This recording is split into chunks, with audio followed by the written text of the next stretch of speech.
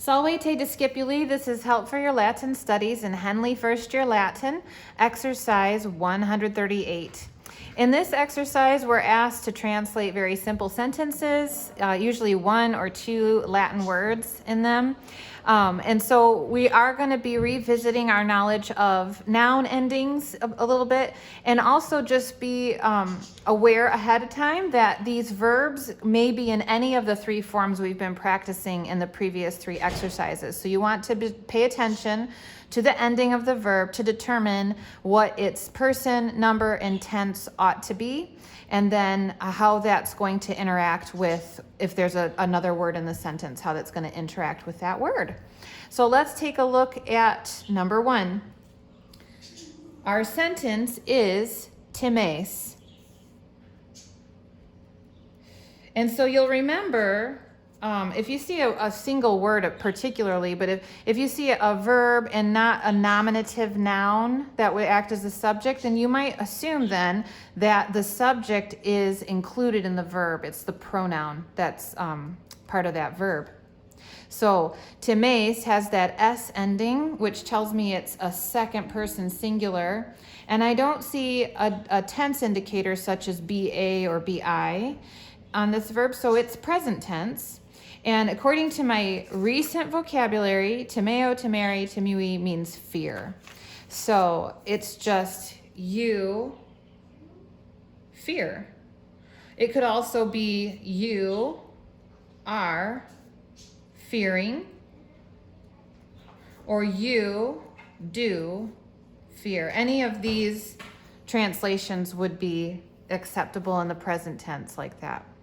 And that's a one person, you, that we're talking about as well. Let's look at number two. Number two says, ducem monebit.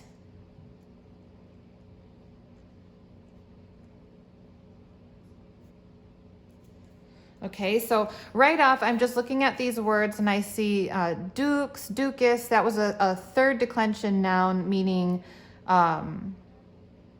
leader. And then moneo, monere, that's from my newest vocabulary. It means warn or advise.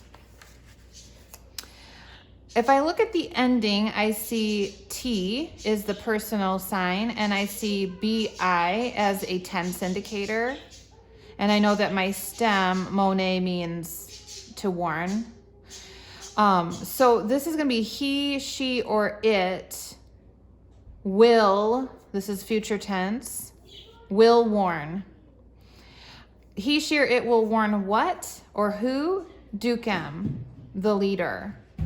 And I know that this is my direct object because of the ending em. In the third declension, remember, we've got various is, em in the accusative, singular accusative.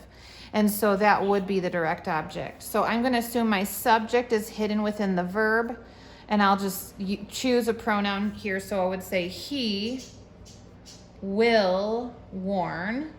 That's all part of this one word, monebit. The leader.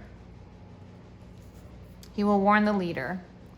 And you're going to find that similarly structured in these other sample sentences in exercise 138. So follow the same process of determining the personal sign, the tense indicator, the stem of your verb, and then whether or not it makes sense that that noun is the direct object if it's in the accusative case.